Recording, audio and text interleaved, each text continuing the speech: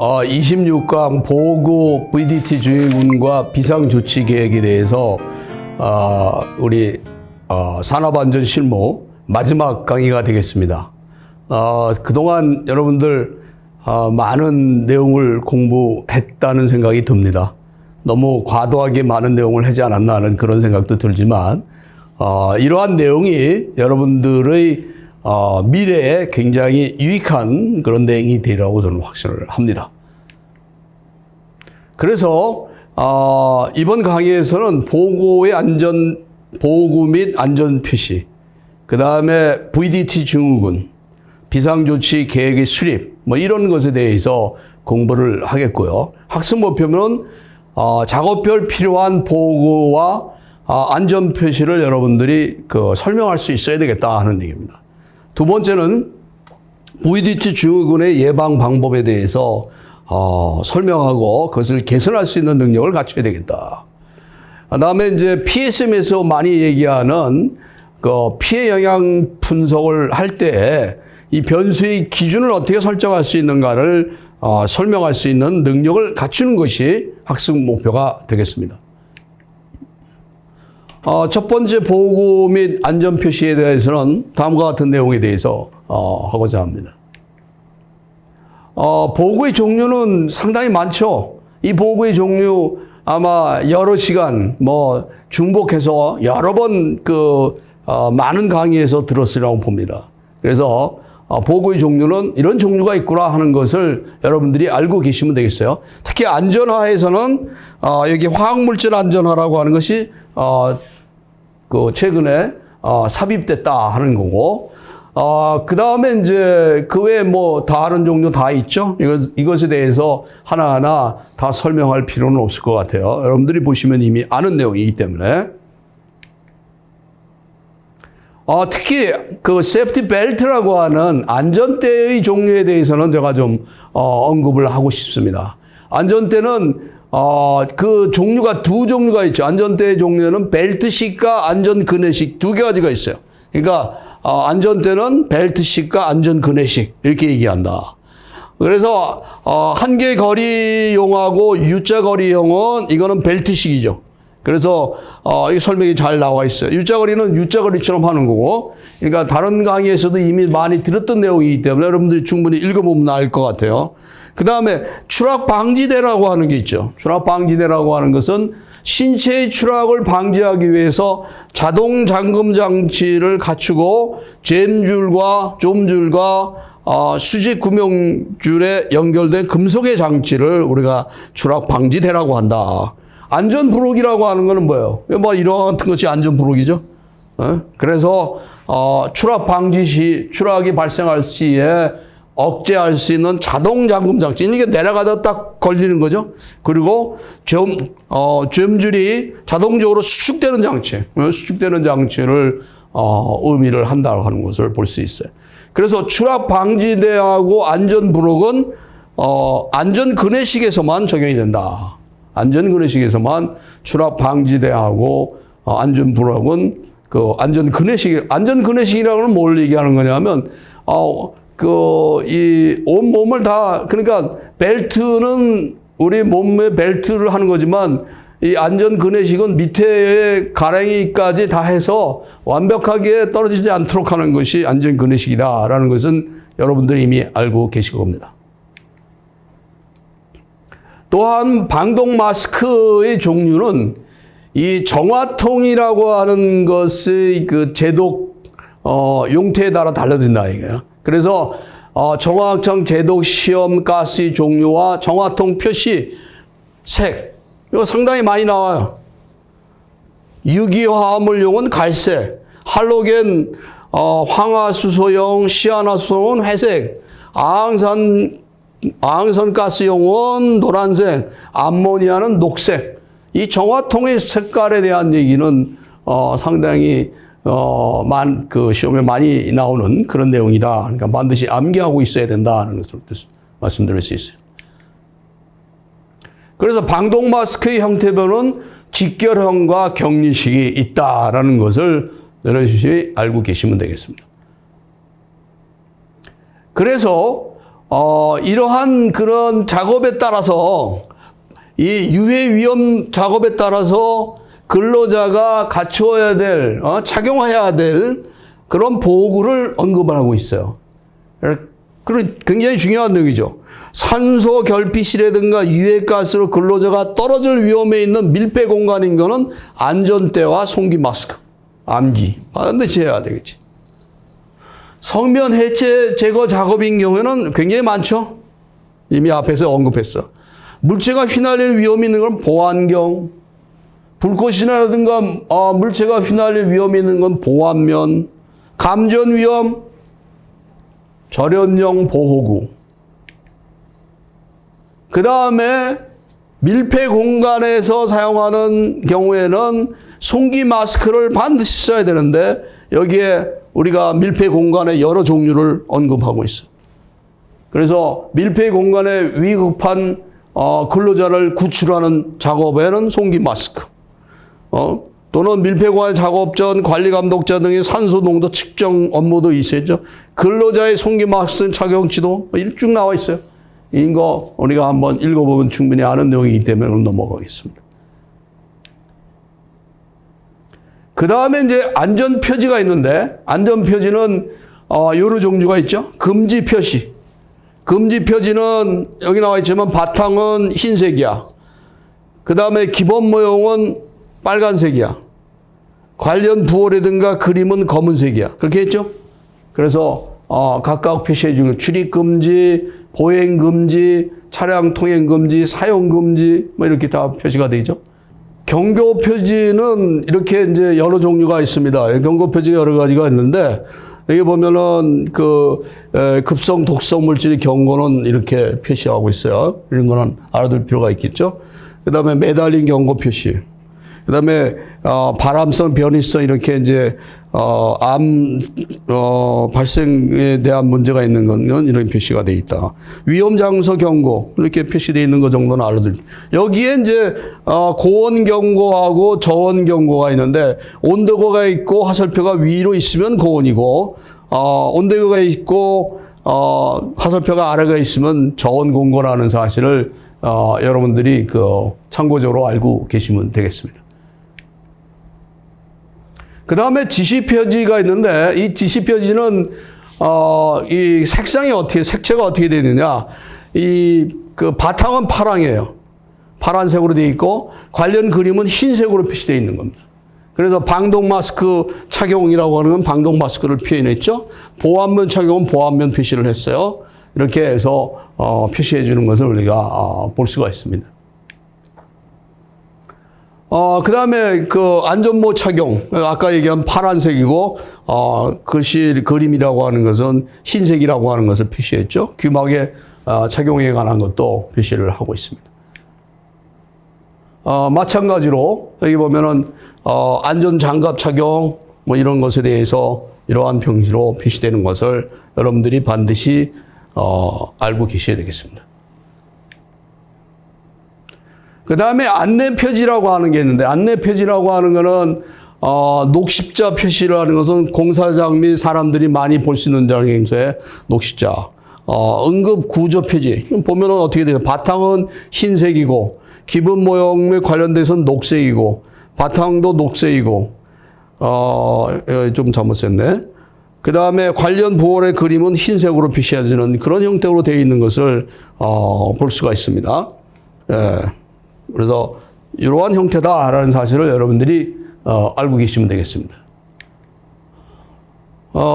마찬가지로 그러한 형태에 대한 표시를 우리가 표시하고 있어요. 이 들것에 관한 안내 표시, 그 다음에 세안 장치에 대한 안내 표시. 세안 장치라는 것은 우리가 눈에 어떤 유기용제 같은 것이 들어오면 그거 씻어내는 거, 그것이 우리가 얘기하는 세안 장치죠. 그렇게 말씀드릴 수가 있습니다.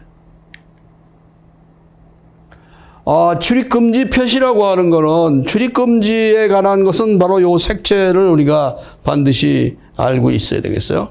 글자는 흰색 바탕에 흑색, 다음 글씨는 적색으로 한다. 뭐뭇을 제조, 사용, 보관 중, 성면 취급 해체 중, 발암물질 취급 중 이런 것은 적색으로 한다는 거죠. 이런 것들은 바로 적색으로 한다는 거죠. 예? 요거는 발암물질 취급 중 이건 적색으로. 이 적색으로 해서 처리를 한다라는 사실을 여러분들이 알고 계시면 되는 겁니다. 그래서 허가 대상 물질 작업장, 성면 취급 해체 작업장, 금지 대상 물질의 취급 실험실 등 이렇게 표시된 거는 이와 같은 표시로서 해줘야 된다라는 사실을 알고 계셔야 되겠습니다. 그 다음에 이제 인간공학적인 측면에서 우리가 많이 언급되고 많이 출제되는 그것이 뭐냐면 VDT 증후군이에요. Visual Display Terminal Syndrome이라고 얘기하죠. 이거는 컴퓨터 작업을 많이 하는 사람들에게 생기는 우리가 얘기하는 그 직업병의 형태로 표시되는 것을 VDT 증후군이라고 그러죠. 그래서 이러한 내용에 대해서 접근을 한번 해보려고 합니다. 그래서 VDT 증후군의 증상은 뭐냐? 근골격계 질환이 생긴다든가 시각장애가 나온다는 거예요. 그러니까 시각장애는 첫 번째 안구건조증. 안구건조증이라는 것은 안구가 굉장히 건조한 거죠. 그렇게 함으로써 우리가 보통 인공 눈물 같은 것을 집어넣어 갖고 그것을 해소하죠. 저 역시도 하루에 한 번씩 인공 눈물을 넣습니다. 굉장히 편하죠. 왜냐하면 컴퓨터 작업을 많이 하게 되기 때문에. 그 다음에 이제 일자목 증후군이라고 해서 목 자체가 이 거북목처럼 약간 이게 일자가 돼야 되는데 이렇게 일자가 쫙 돼야 되는데 일자목 증후군에서 약간 이렇게 거북목 증후군 같은 것이 생기는 거예요. 그러니까 한쪽으로 약간 치우치는 거죠. 그러면 어떻게 됐어요? 목이 뻑뻑하고 아프죠. 목 근육이 통이 오고 또는 뭐 상당적으로 허리도 아프고 뭐 그렇게 된단 말이에요. 그런 것을 여기 어깨 근육이 통증이 온다든가 목 근육이 통증이 오게 되는 거죠.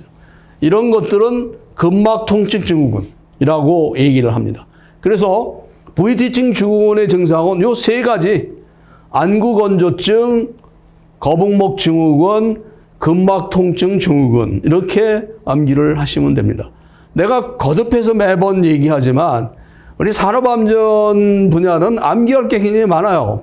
그러면 그 암기를 우리가 매일 어떻게 할 거냐? 우리 앞에서도 언급했지만 암기 카드를 만들려고 그랬죠. 우리 여러분 문방구에 가면 스터디 카드 또는 인덱스 카드 이런 거 달라면은 카드 줘요. 거기다가 매번 적는 거야. 그리고 필요할 때마다 링이 있으니까 서로 비슷한 부류까지 묶어서 그 부분에 만들어 두면 수시로 보는 거예요. 버스 안에서도 보고 지하철 안에서 보고 그렇게 하다 보면 이런 것들이 축적이 됩니다. 그러면 다 이해가 되고 이해하고 암기하면은 여러분들한테 좋은 기회가 오죠. 왜?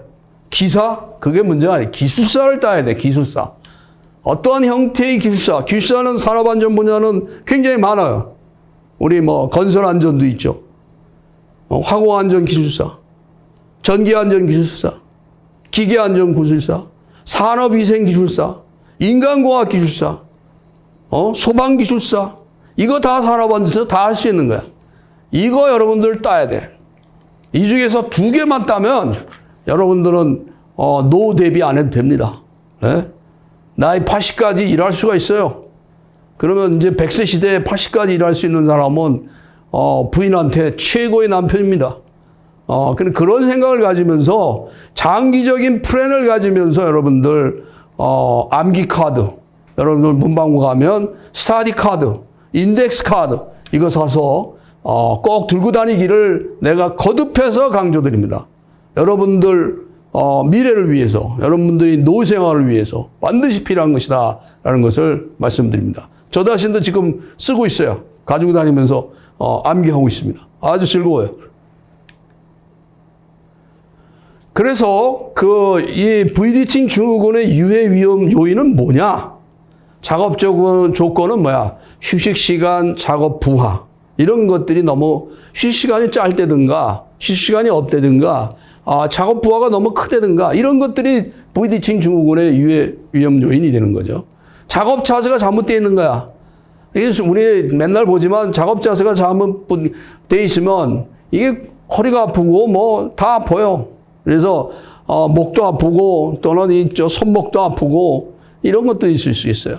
그다음에 작업 환경, 조명이라든가 소음이라든가 온도, 습도, 환기 이런 것들이 바로 유해 위험 요인이 된다라는 겁니다. 그래서 근로자가 컴퓨터 단말기 조작 업무를 하는 경우에 사업주는 어떠한 조치를 해야 되느냐, 4가지 조치를 언급을 하고 있어요. 이것도 산업안전보건 규칙에 명확하게 나와 있어요. 그러니까 명확하게 나와 있는 내용입니다. 가장 일반적인 거 첫 번째 뭐야? 이 서로 신뢰의 명암의 차이를 심하게 두지 말라는 거야. 그 다음에 직사광선이 들어오지 말아야 돼요. 컴퓨터 작업하는 사람이 이 옆은 다 불을 꺼놓고 컴퓨터만 밝히고 작업하는 거, 이거 굉장히 안 좋은 거죠. 그러니까 실내에 명암의 차이를 두지 말고 직사광선이 들어오지 않는 구조로 해야 된다. 그 다음에 저위도형 조명기구를 사용해서 창 벽면으로 등에서 반사되지 않는 그런 재질을 사용한다. 여기 나와 있지만 저휘도형 조명기구를 사용해야 된다라는 얘기가 나와 있어요. 그 다음에 컴퓨터 단말기와 키보드를 설치하는 책상과 의자는 작업 종사자가 종사하는 근로자에 따라서 눈높이를 조절할 수 있는 구조여야 된다. 이거 비싸죠? 이거 뭐 요새는 서서 작업하는 사람도 있고 그래서 요새 그런 거 많이 사용하고 있더라고. 그거는 한번 사볼 필요가 있는 그런 겁니다.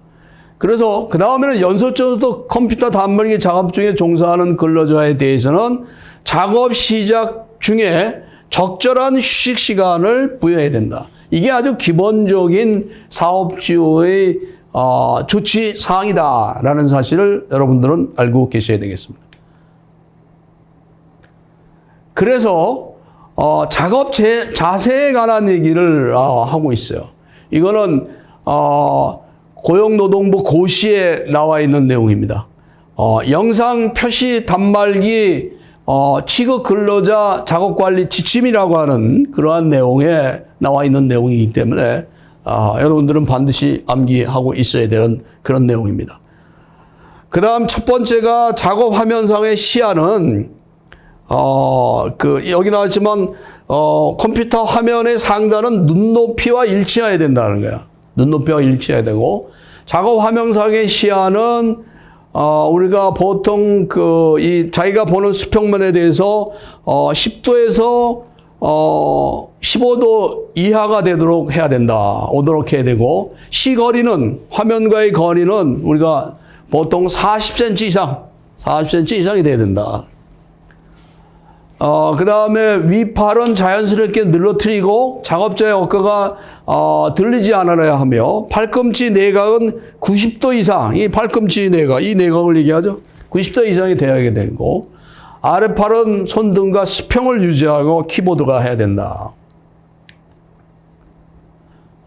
두 번째는 이제 서류 받침대, 우리가 도큐먼트 홀더를 가능한 연속 작업을 하는 사람을 사용해야 된다는 얘기고, 그 다음에 의자 등받이 등을 충분히 지지할 수 있도록 의자에 깁스기 들어가서 앉아야 된다는 얘기야. 그 다음에 이 발바닥의 전면이 바닥면에 닿도록 해야 된다. 그렇지 않은 경우에는 받침대, 우리가 후드 레스트를 해줘서 조절을 해줘야 된다는 그런 내용을 포함하고 있어요. 그 다음에 무릎의 내각은 90도 전후가 되도록 해야 된다 하는 거. 그 다음에 키보드를 조작하여 자료를 입력할 때 양손목을 바깥으로 꺾는 자세가 오래 지속되지 않도록 하는 것이 중요하다는 얘기입니다. 지금 여기까지 얘기한 거를 그림으로 표시하면 바로 이 그림이에요. 이 그림만 여러분들이 숙지하면 돼요. 아까 제일 첫 번째 뒤에 나오겠지만 조명 각도 이렇게 돼 있어서 이 조명 각도는 45도, 수직 화면으로부터 45도 이내로 해야 된다. 그 다음에 시선 각도는 어떻게 돼? 수평, 이 수평선으로서부터 10에서 15도. 여기에서 여기까지 거리는 40cm 이상. 이렇게 표시해요. 팔꿈치 내각은 90도 이상. 그 다음에 의자에 대해서는 여기 뭐죠? 90도. 그리고 틈새에 손가락 정도가 들어갈 수 있도록. 그 다음에 무릎의 내각은 90도. 여기 보면 내각이 90도죠? 이렇게 되어 있도록 하는 것을 포함하고 있어요. 이 그림만 생각하면서 보면 앞에 있는 내용은 충분히 다 설명될 수 있는 그런 내용입니다. 그 다음에 조명과 채광에 관한 얘기를 하고 있는데 앞에서도 얘기했지만 조명은 화면과 명암의 대조가 심하지 않도록 해요. 명암이 서로 실내에서 차이가 나면 안 된다는 거야. 그 다음에 창하고 벽은 반사되지 않는 재질로 해야 되고 그 다음에 화면의 그 바탕 색깔이 검은색 계통이라고 하면 30럭스에서 50럭스 이하로 해줘야 된다. 그 다음에 화면이 바탕이 흰색 계통이면 50럭스에서 700럭스 이하로 유지되도록 해야 된다. 그 다음에 화면 밝기와 작업대 주위 밝기 차이가 줄이도록 해줘야 되는 거. 아빠도 이미 얘기했죠. 작업 중 시야가 들어오는 화면, 키보드, 서류 등의 주요 표면 밝기를 가능한 한 같도록 유지해야 된다라는 것이 될 수가 있겠죠.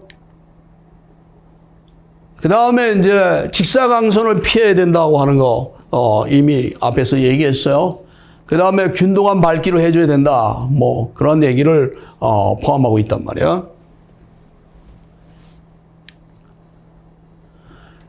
그래서 이제 이 비상조치 계획이라고 하는 거는 PSM에서 나오는 그러한 기본적 화공안전에서 얘기하는 비상조치 계획을 우리가 공부하겠는데 그 내용은 사고 시나리오의 작성과 피해 영향 분석에 관한 내용에 대해서 언급을 하면서 시작을 하려고 합니다. 그러니까 사고 시나리오라고 하는 거는 어떻게 되느냐? 비상조치 계획은 이게 사실은 그 유해 화학 물질이 누출됐을 경우에 이 주민이라든가 근로자들이 어떻게 피난을 하고 어떻게 적절하게 조치를 취하느냐 하는 것에 대한 그런 계획이란 말이야. 그래서 PSM의 마지막 단계의 비상조치 계획에 포함되는 그런 내용입니다. 그래서 그러한 내용에 대해서 우리가 언급을 하려고 합니다. 그래서 이 비상조치 계획을 세우려면은 가상의 어떠한 시나리오를 가지고 시작을 해야 되겠죠.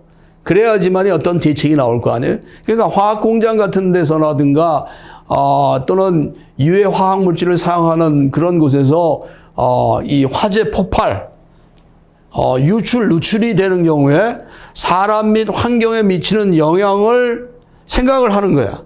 그럴 때 가상의 시나리오를 설정을 해야 되는데 그 가상의 시나리오는 보통 어떻게 정하느냐 하면 worst case, 더 worst case라고 해서 최악의 사고를 가정하고서 비상조치 계획을 세울 수밖에 없죠. 그렇죠? 그러니까 우리가 돈을 어디에 투자를 해. 투자를 할 때도 최악의 경우가 되는 것을 생각하고 투자를 해야 되는 거예요. 무작정 투자는 안 하는 거죠. 최악의 경우 이것을 내가 대비할 수 있고 내가 수습할 수 있느냐를 생각하면서 투자를 해야 된다. 그것을 생각하지 않는 것은 투자가 아니고 투기죠. 그리고 우리가 얘기하는 한탕주의야. 이거는 굉장히 위험한 거예요. 한번 망하면 그럼 날아가는 거니까. 그렇게 해서는 안 된다는 거죠. 그런데 우리가 그 비상조치 계획을 세울 때는 최악의 경우에 어떻게 될 것인가를 생각하고서 세울 수밖에 없는 겁니다. 그래야지만이 그 외의 것들은 다 해결되니까. 그래서 그 시나리오에는 두 가지가 있는데 하나는 최악의 사고 시나리오. 그래서 여기 나와 있지만 이 피해가 최대인 경우의 사고 시나리오를 우리가 최악의 사고 시나리오라고 얘기한다. 그래서 초당 1.5m의 풍속이고 대기 안정도는 F다. 이렇게 가정을 하고서 접근을 합니다. 또 하나의 시나리오는 뭐냐면 대안의 사고 시나리오라고 그래요. 이 대안의 시나리오는 최악의 사고 시나리오보다도 현실적인 발생 가능한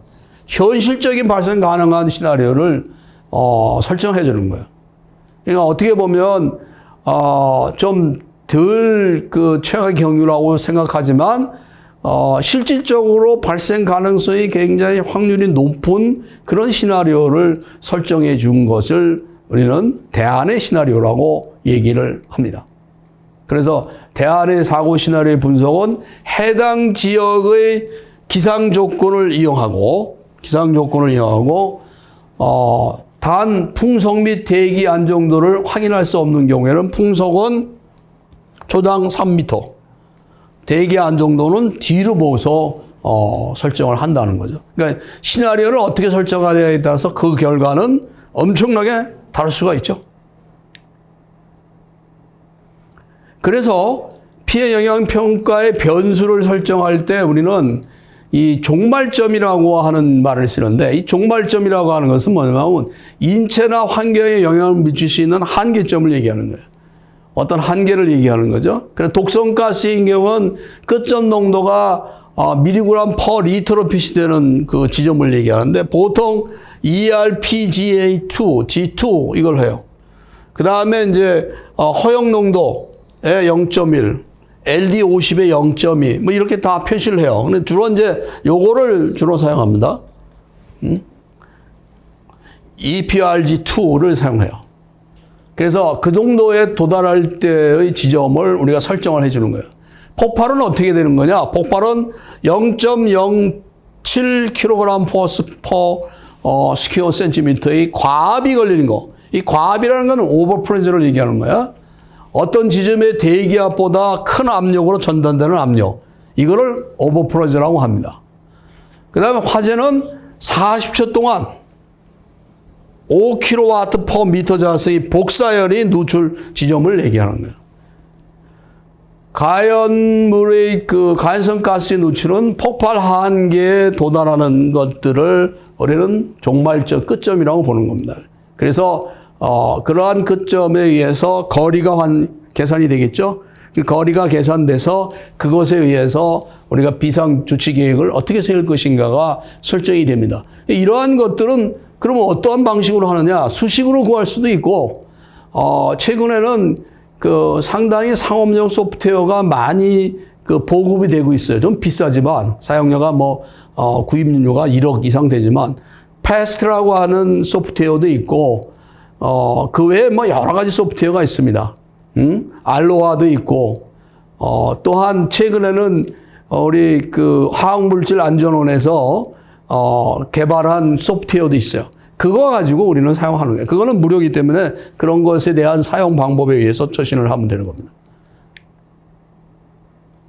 그래서 이 Emergency Response Planning Guide라고 하는 ERPG를 1, 2, 3로 표현하고 있어요. ERPG2를 가지고 우리는 접근을 한다라는 사실을 여러분들이 알면 되겠습니다. 그에 대한 개념은 읽어보면 좀 아는 내용입니다. 마찬가지로 피해 영향 분석의 풍속 및 대기 안정성은 어떻게 되는 거냐? 1.5m per sec의 F등급 매우 안정성 있는 것으로 보는 겁니다. 그래서 이 그 대기 안정도에 대한 구분은 A, B, C, D 이렇게 해서 볼 수 있어요. A는 매우 불안정한 거고, B는 불안정함이고, C는 약간 불안정하고, 이런 형태로 할 수 있고. 그 다음에 대기 온도와 습도는, 지난 3년간의 그 낮 최고 온도와 평균 습도, 기상청에서 나오는 그러한 데이터를 사용하면 됩니다. 누출원의 높이, 지표면의 굴곡 상태, 누출원 온도도 그렇게 해서 설정을 하면 되는 겁니다.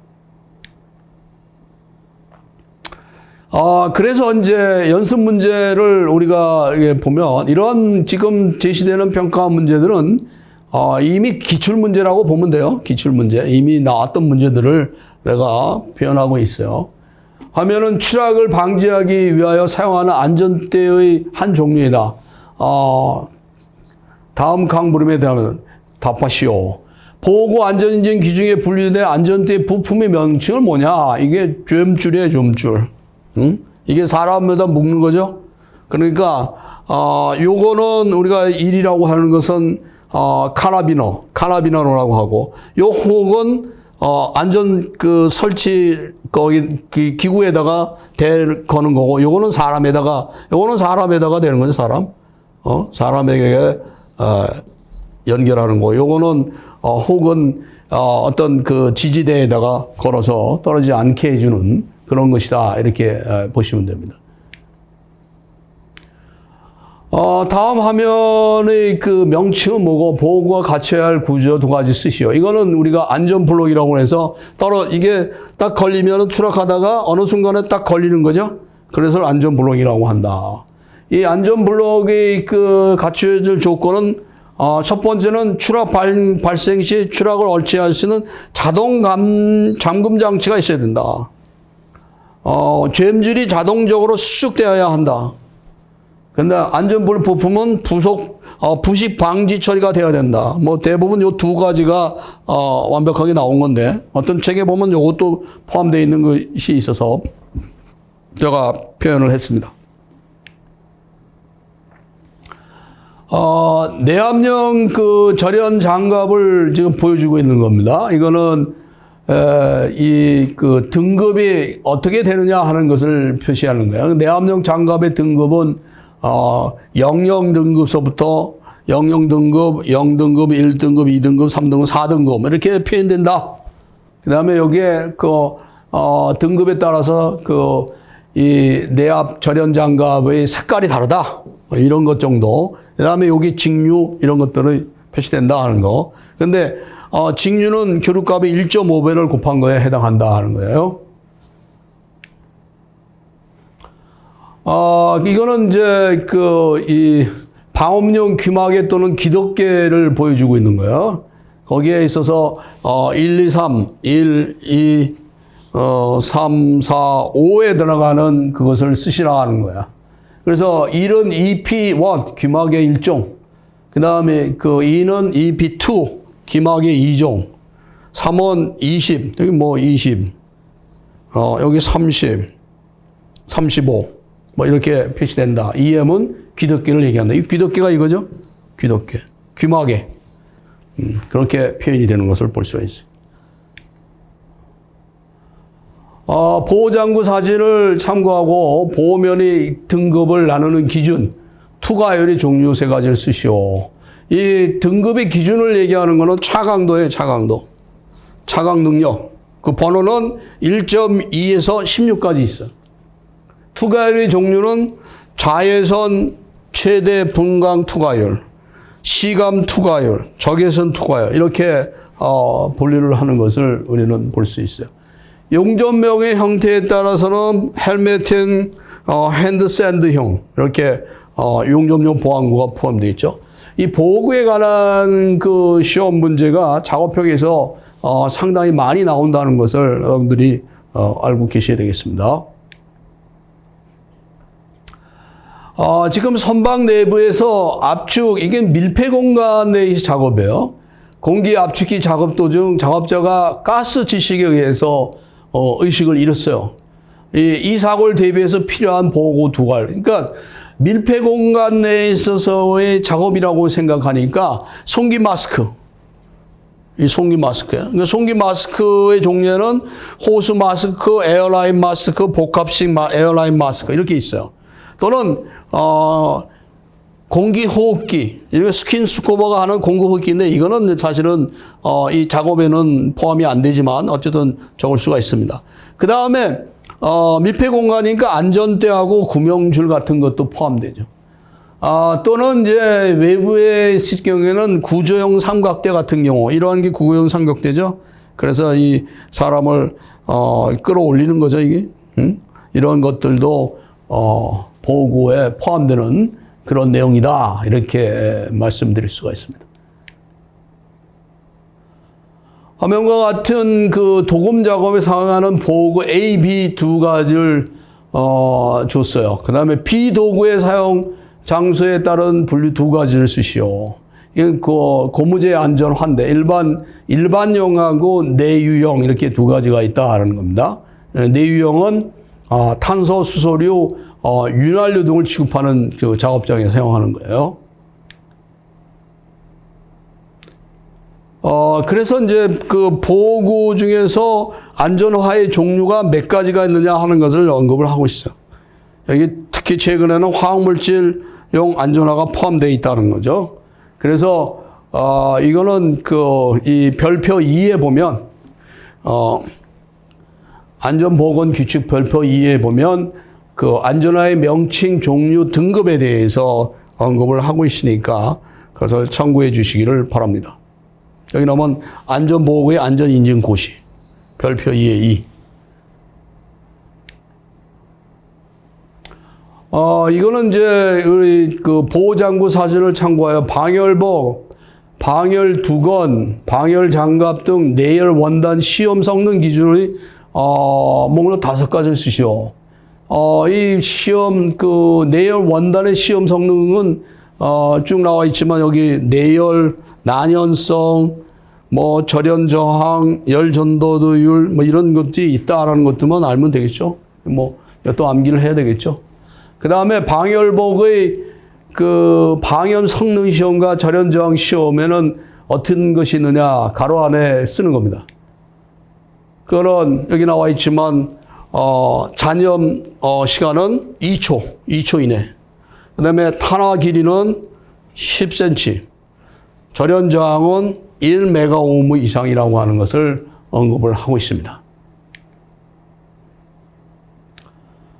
그 다음에 도료 및 용제를 취급하는 작업장에서 반드시 착용해야 할 마스크의 종류하고 흡수제의 종류를 쓰시오.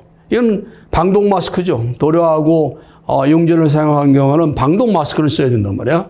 거기에 이제 그 정화통에 흡수제가 들어가는데 그 흡수제의 종류는 가장 대표적인 게 활성탄, 실리카겔, 이건 반드시 암기, 소다라임, 이 정도는 암기를 하고 있어야 돼. 이건 너무 기니까 간두고, 요 2개는, 3개는 반드시 암기하고 있어요. 활성탄, 실리카겔, 소다라임, 그 정도는 반드시 암기하셔야 되겠습니다. 안전모 A2형 또는 ABE형, 2가 이제 이게, 감전 방지용이죠. 2가 들어갔어요. 일렉트릭이라고 들어있으니까. 이럴 경우에 내전압은 얼마 이하의 전압에 견디는 것을 말하는가. 이거, 내전압성은 7000V 이하의 전압을 견디는 것을 말한다. 7000V. 내수성은 질량 증가율이 1% 미만인 것을 얘기한다. 산업안전보험상 금지 표시 종류에 해당하지 않는 것은 우리 흔히 얘기해서 금지 표시가 있죠. 금연 이쪽에 색깔이 어떤 건가 하는 것을 쭉 표시하고 있어요. 그래서 특정 행위를 금지하는 거. 바탕은 흰색, 기본 모형은 빨간색. 그래서 출입 금지, 보행 금지, 차량 금지, 통행 금지, 사용 금지, 금연 뭐 이런 것들이 다 있죠, 여기. 이런 것이 거기에 포함되는 금지 표시다라는 것을 여러분들은 알고 계셔야 되겠습니다. 안전인증 대상 보호구인 방독 마스크에서 유기 화물 정화통 외부 측면에 표시하는 색을 그러니까 우리가 정화통 외부의 색깔이라고 하는 것들 앞에서 언급했어. 거기서 유기용제, 유기화합물인 경우에는 뭐였어요? 갈색이죠, 갈색. 다른 것에 대한 색깔은 여기 다 포함되어 있어. 다시 한번 리마인더 하시길 바랍니다. 산업안전보험법상 안전보건 표시 종류 중 관계자 외 출입금지 대상 장소 3가지를 주시오.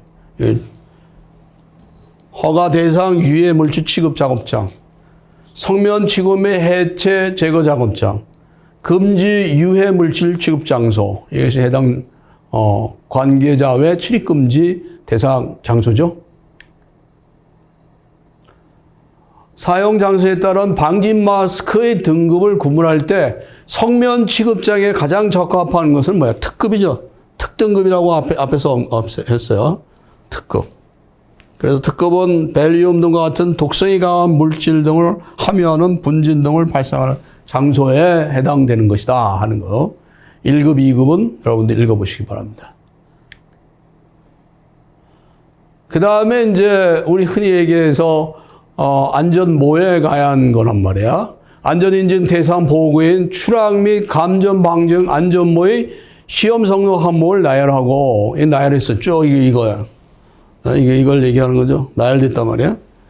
그 다음에 각각 여기에 들어가는 것들을 쓰시오라는 거예요. 이런, 이거 암기하기가 참 쉽지 않은데, 어쨌든 이러한 것들은 이미 기출 문제니까, 한번 확실하게 암기할 필요가 있는 거죠.